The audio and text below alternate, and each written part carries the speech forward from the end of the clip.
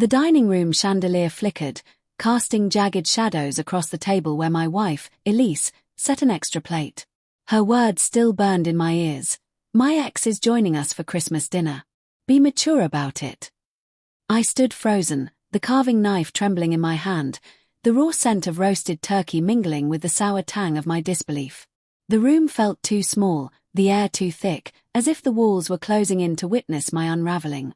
Elise moved with deliberate calm, arranging silverware with the precision of a surgeon. Her auburn hair caught the light, and for a moment, she was the woman I'd married, radiant, unshakable. But her eyes, those hazel depths I'd once drowned in, avoided mine. "It's just dinner, Mark," she said, her voice a practiced melody. "Colin's alone this year. It's the decent thing to do." Decent.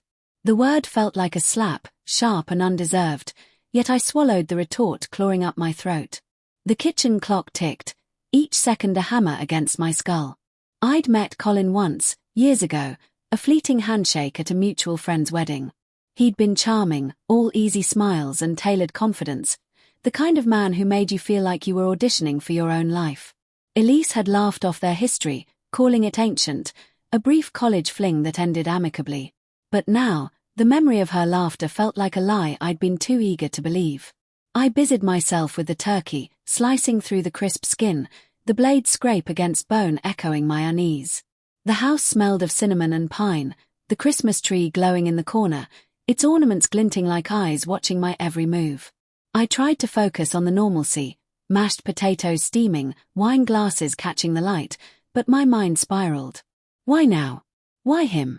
The invitation had come out of nowhere, dropped casually over breakfast, as if she were suggesting we try a new restaurant.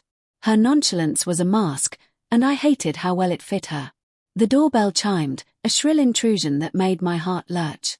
Elise smoothed her dress, a deep green that clung to her like a secret, and glided to the door. I gripped the knife tighter, my knuckles whitening, as Colin's voice filled the hall, smooth, warm, like whiskey poured over ice. "Elise, you look stunning," he said, and the familiarity in his tone twisted something deep in my chest. Dinner began with a strained politeness. Colin sat across from me, his presence an unwelcome guest at our table. He complimented the food, the decor, the way Elise had always had a knack for making things beautiful. Each word was a needle, precise and deliberate, pricking at the fragile skin of our marriage. Elise laughed too easily, her hand brushing his as she passed the gravy.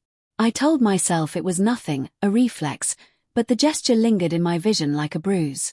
The conversation danced around safe topics, work, holiday plans, the snow piling outside, but I couldn't shake the feeling of being an outsider in my own home. Colin's eyes lingered on Elise, not with lust but with a quiet intimacy, as if they shared a language I'd never learned. My fork scraped the plate, the sound harsh against the clink of glasses. "So, Colin," I said, forcing a smile, "what brings you back to town?" My voice was steady, but my pulse thundered. He leaned back, his grin disarming. "Just passing through. Thought I'd catch up with old friends." His gaze flicked to Elise, and her cheeks flushed, a subtle shift I might have missed if I weren't watching so closely. She reached for her wine, her fingers trembling slightly, and I felt the first crack in the foundation of our life together. As the meal wore on, the room grew stifling, the flickering chandelier casting ghosts on the walls.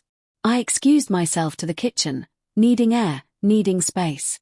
The sink was piled with dishes, a chaotic reflection of my thoughts. I splashed cold water on my face, trying to drown the paranoia. But then I saw it, her phone, left carelessly on the counter, its screen glowing with a notification. A text from Colin. "Can't stop thinking about last week. Same time tomorrow." The words hit like a fist, stealing my breath. Last week. When she'd claimed to be working late, when she'd come home with her hair slightly mussed, her excuses too polished. I scrolled up, my hand shaking, revealing a thread of messages that painted a betrayal in vivid strokes, late-night calls, clandestine meetings, promises to figure this out. Each word was a blade, carving away the life I thought we had. I returned to the dining room, the phone burning in my pocket. Elise was laughing, her head tilted toward Colin, and for a moment I saw them as they must have been, young, reckless, in love. The image was a poison, seeping into my veins. I wanted to scream, to upend the table, to demand answers, but the weight of their ease together pinned me in place. Instead, I sat, my smile a mask, and passed the rolls. The night dragged on, each moment a slow bleed. Colin's anecdotes grew bolder, Elise's responses warmer, and I felt like a ghost at my own table. My mind churned. Had she ever loved me, or was I just the safe choice, the one who fit her life until something better came along? Guilt gnawed at me too. I'd been distant lately, buried in work, assuming our love was unshakable. Had I pushed her to this? As dessert was served, apple pie, her specialty, the crust flaky and perfect, I made a decision. I wouldn't confront her here, not with him watching, not with the Christmas lights mocking us. But I needed to know. "Elise," I said, my voice low, "can you help me with something upstairs?" She hesitated, her eyes flickering with something, fear, guilt, before nodding. In our bedroom, the air was heavy with the scent of her perfume. I closed the door, my heart pounding. "What's going on with you and Colin?" I asked, the words raw, stripped of pretense. Her face crumpled, and for a moment, I thought she'd deny it. But then she sank onto the bed, her hands twisting in her lap. "I didn't mean for it to happen," she whispered, tears spilling. "It was just, he understands parts of me you never did." The confession was a knife, twisting deeper with every word. She spoke of loneliness, of feeling unseen, and I wanted to hate her, but the pain in her eyes mirrored my own. Downstairs, the front door clicked shut. Colin was gone, leaving us to pick up the pieces.